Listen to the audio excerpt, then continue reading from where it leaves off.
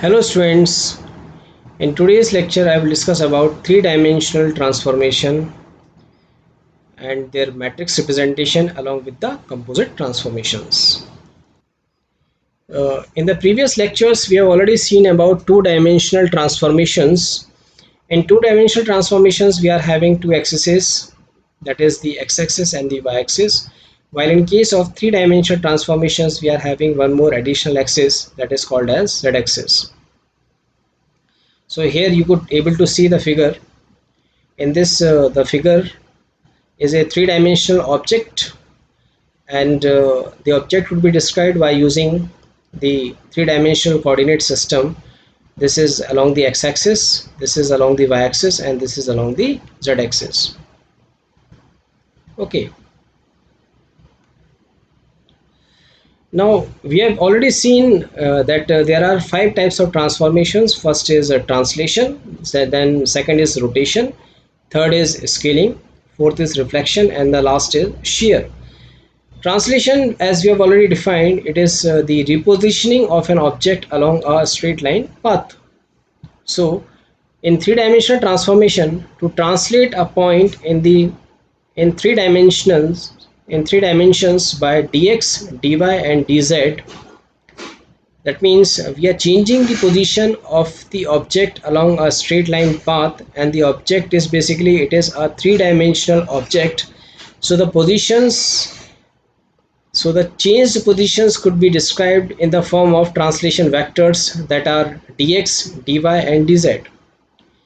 And we could able to calculate the new coordinates simply by using these three equations, that is x dash is equals to x plus dx, y dash is equals to y plus dy, and z dash is equals to z plus dz. So here in the figure you could see that we are having one pyramid, and pyramid is basically, it is a three-dimensional object. This is the original position of the object. Now we are performing translation, that means we are moving the object along a straight line path. So these are the new coordinate positions or the translated positions of the object, and x, y, z could be represented in the form of x dash, y dash, z dash after transformation. Now second is scaling. Scaling is defined as changing the size of an object. Either we could increase the size of an object or we could reduce the size of an object. For scaling we are having the scaling factors.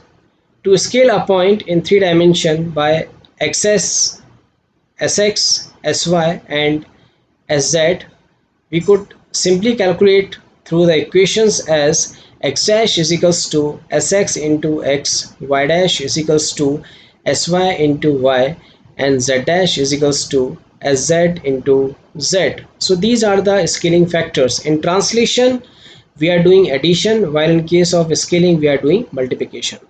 So here you could able to see that we are having one rectangular pyramid, or it could be a triangular pyramid, and this is the initial position of the object. Now we are increasing the size of the object by applying the scaling factors. So here you could able to see that the new positions becomes any point at this position having the coordinate x, y, z would become x dash, y dash, and z dash.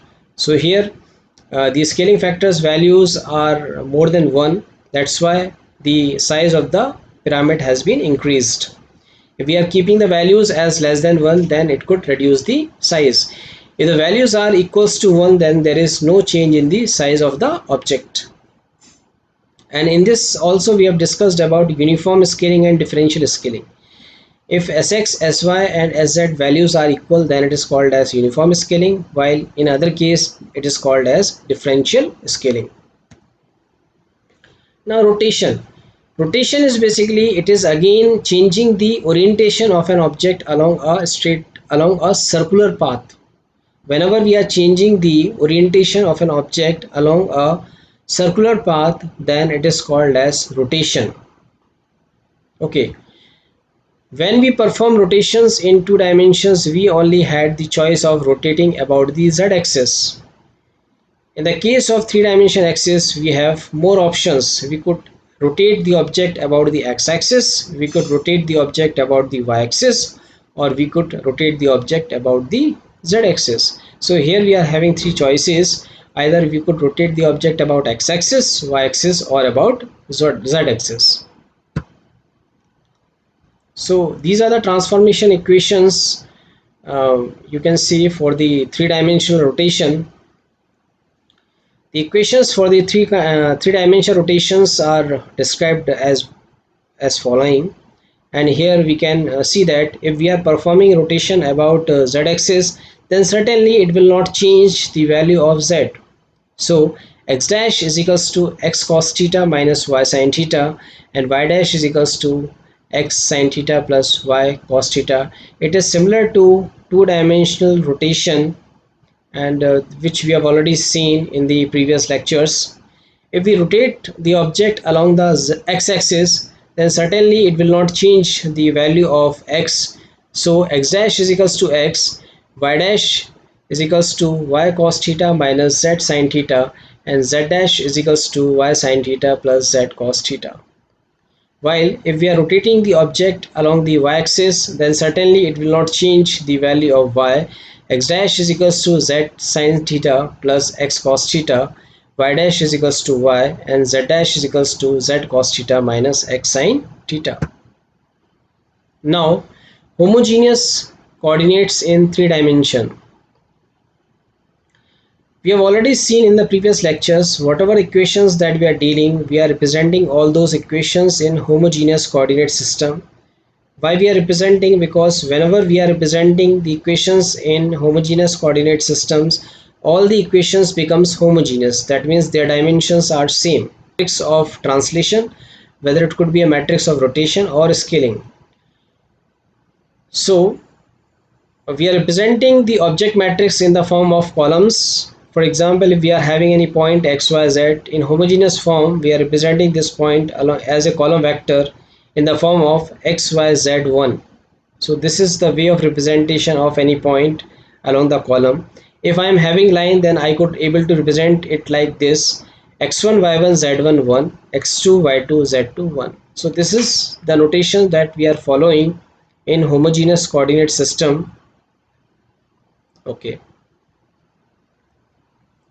So here you can see that the dimensions of all the matrices are same. The matrices are of dimension 4 cross 4. So the translation matrix would become 1 0 0 dx, 0 1 dy, 0 0 1 dz, 0 0 0 1. Okay. The scaling matrix will become sx 0 0 0, 0 sy 0 0, 0 0 sz 0, 0 0 0 1. And these are the rotation matrices about the x-axis, about the y-axis, and about the z-axis. Three-dimensional composite transformation. Whenever you are performing more than one transformation, then it is called as composite transformations. The examples could be rotation about pivot point and scaling about fixed point. Even reflection about the line y is equals to mx plus b is also an example of composite transformation, and these composite transformations we have already seen in the two-dimensional transformation. So this is all about today's lecture. Thank you.